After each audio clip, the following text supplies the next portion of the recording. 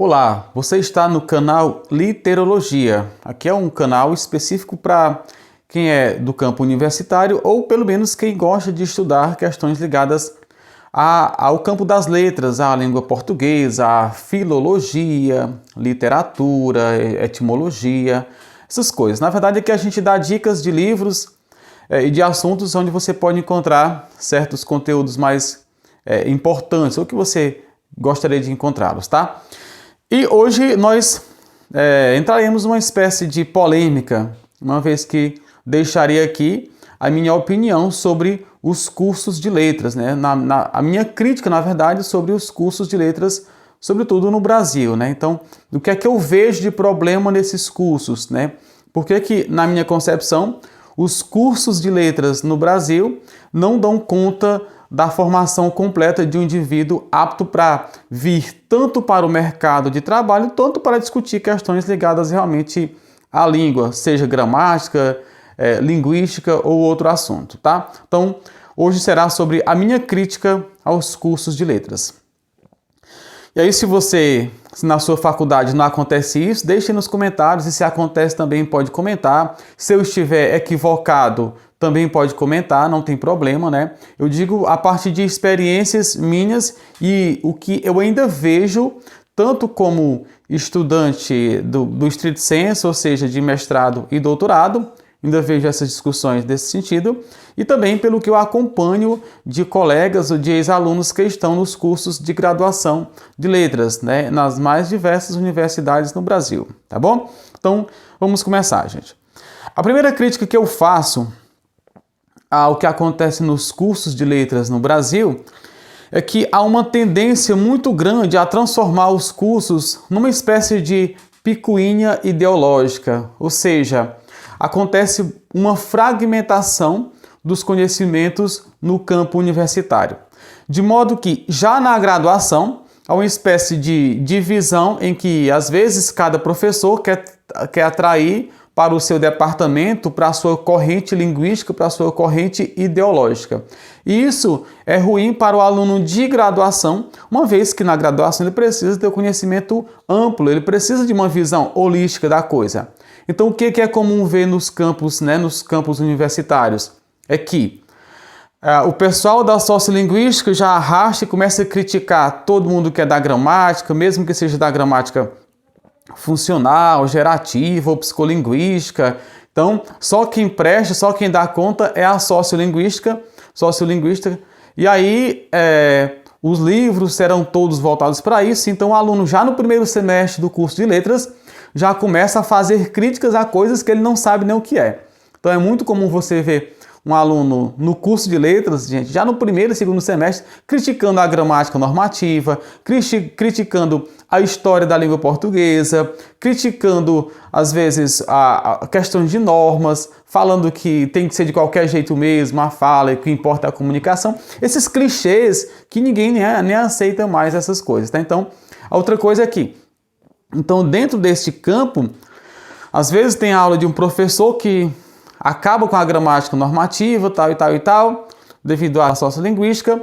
Daqui a pouco entra um professor da gramática, por exemplo, funcional, e já começa a explicitar um pouco mais de questões dos usos de língua, e já começa a criticar o professor que entrou anteriormente, o corrente do anterior.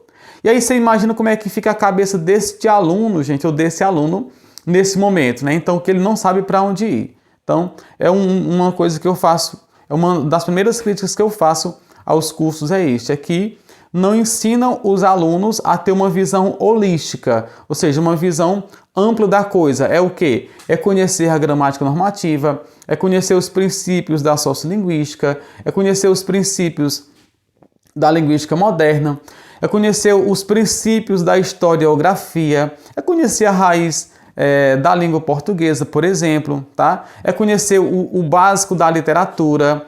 Então, é a primeira crítica que eu faço, tá, gente? E aí já entra naquilo que eu disse, a segunda crítica, que é a fragmentação dos estudos linguísticos e gramaticais. Então, toma-se partido de maneira muito rápida nos cursos universitários. Então, o autor fulano de tal é que presta, o autor fulano de tal não presta.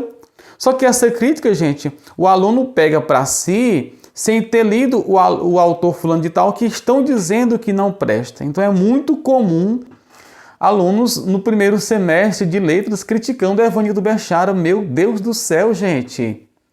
Né? Alunos no primeiro semestre de letras criticando um estudioso como Evanildo Bechara, criticando o Celso Cunha, criticando o Carlos da Rocha Lima, criticando uma gramática para concursos como a do Pestana. Então, assim, para mim não tem sentido isto, uma vez que este aluno nem não conheceu sequer essas gramáticas, né? Então, eu acho isso absurdo, essa questão de fragmentar e fazer críticas realmente sem conhecer, tá? Então, na minha concepção, e aí aluno já criticando o funcionalismo, criticando, ou então tomando partido da análise do discurso, só quem presta é a análise do discurso, né? A linguística de texto não presta mais, já prestou, não presta mais.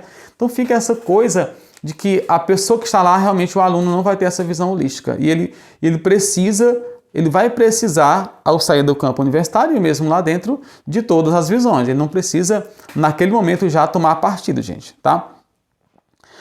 E aí, a terceira crítica que eu faço é esta, é ensinar a criticar sem conhecer, gente. Ou o que é pior, ensinam a não conhecer. É muito comum, já no primeiro semestre do curso de letras, alguns professores dizerem, olha, se você entrou aqui para aprender gramática, esqueça, porque gramática que a gente não ensina, né? De fato, não ensinam.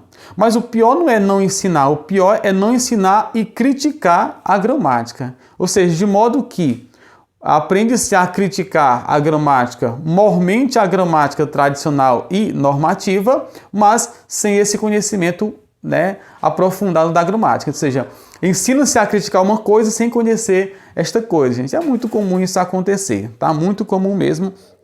E aí tem um problema seríssimo, gente, seríssimo, tá? Se você é estudante de letras, saiba disto, que um dos conteúdos que você vai mais precisar ao sair do curso de letras, gente, é o conteúdo da gramática normativa. É porque o seu dia a dia depende disso. Você vai ser professor de um cursinho, você vai dar aulas particulares, ou seja, não tem vaga para todo mundo dar aula no campo universitário só para discutir correntes linguísticas. Isso não vai acontecer, tá? Você vai precisar fazer um concurso público e precisa de conhecimentos linguísticos. Eu digo isso por experiência, de que vejo muitas pessoas, às vezes com mestrado e doutorado, mas quando vão fazer uma prova básica, gente, de questões gramaticais, não tem esse conhecimento e acabam reprovando por isso.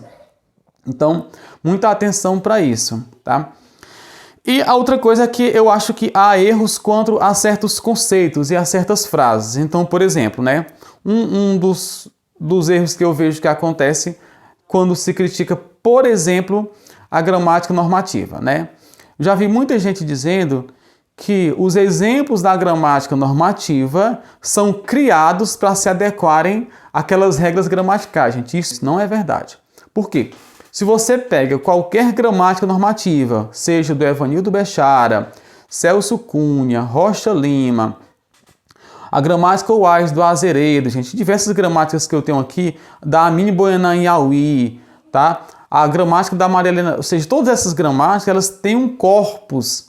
O problema é de onde é retirado o corpus. Então, o que você não pode é comparar a gramática normativa do Rocha Lima, de onde o corpus são os autores da literatura clássica, né? Então, o corpus é daí, você não vai comparar com a gramática do português falado no Brasil, do Ataliba de Castilho, cujo corpus é do português falado no dia a dia, gente. É uma diferença. Então, a diferença é de corpus. Não é uma diferença de que o autor inventa exemplos para se adequar. Não, não, não. Então, assim, é uma questão de escolha de corpus. E, por óbvio, é que se a minha gramática é para ter uma vertente normativa, o meu corpus é de autores que escrevem norma padrão. Se a minha gramática é para discutir a escrita do texto e não a fala, por óbvio, o meu corpus é o texto escrito, tá? Então é uma questão de corpus. Desafio você pegar, por exemplo, aqui a gramática do Celso Cunha. Ó.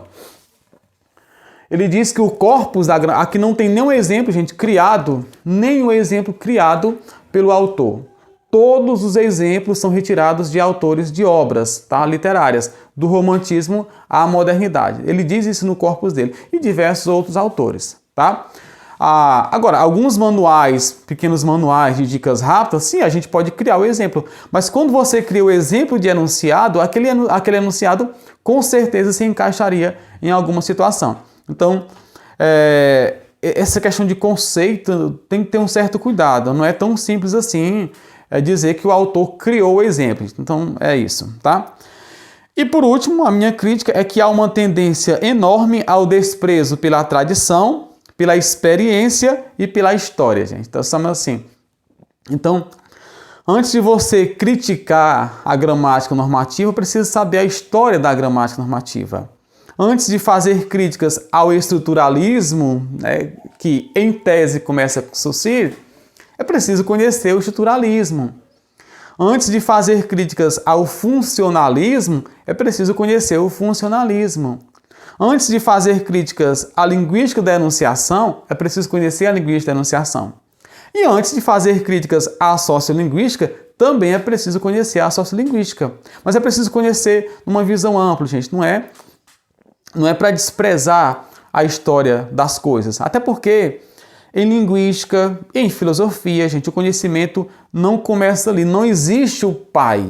Não existe o pai. Então, por exemplo, numa visão de reflexão linguística, ou seja, de metalinguagem, a gente diz, começa aqui com Saussure e tal, mas vai estudar os sofistas na Grécia Antiga para você ver. Vai estudar Platão, vai estudar Aristóteles, vai estudar Dionísio da Trácia, tá? Vai estudar os gramáticos latinos, né? Citônio, vai estudar esse povo aí, você vai ver que há uma continuidade, tá? Essa é a ideia básica, não é do nada assim. Por exemplo, se você pega a gramática do Bechara, é uma continuidade do estudo do Manuel Saída ali, tá, gente? Você percebe que há uma continuidade. Quanto mais você estuda, você vai percebendo que é uma continuidade de autores, tá? Então, eu fico triste quando eu vejo desprezando autores como Evanildo Bechara, como Celso Cunha, como Serafim da Silva Neto,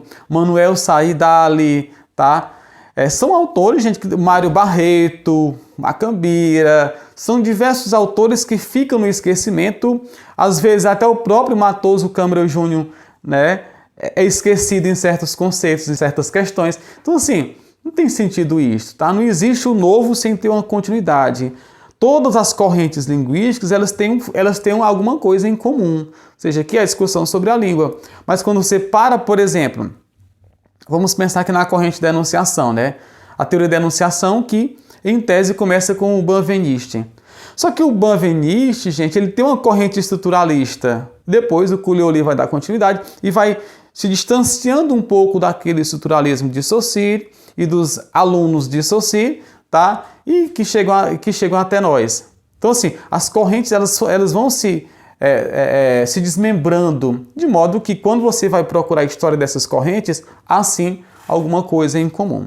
Então, a partir disso, a minha recomendação para você que é aluno do curso de letras é estude gramática mesmo, por mais que digam que isso é errado, estude a gramática, tente compreender as questões gramaticais, procure ter uma visão holística das correntes linguísticas, ou seja, entender de maneira geral, mesmo que não aprofundada cada corrente, mas procure ter uma visão mais ampla das correntes linguísticas e procure, gente, já no primeiro, não ficar tomando partido, sabe assim, no primeiro momento, eu odeio a gramática, eu gosto de gramática. Não, cara, vamos se conhecer, depois você toma essas opiniões, tá? Porque você tá na graduação. Então, na graduação, é o momento de conhecer, não é o momento de você formular teorias ocorrentes, a não ser que seja externo a isso, tá certo? Então é isso, gente, é a minha fala, se foi muito dura, tá? E se eu estiver errado, podem comentar, que eu pedirei desculpa, mas é o que eu vejo perto de mim, com as pessoas que eu conheço que estão no curso, e que às vezes eles saem do curso sem ter uma preparação, e muitos me procuram, tá? E é por isso que esse canal surgiu, para ajudar essas pessoas que estão às vezes nessa situação, tá bom?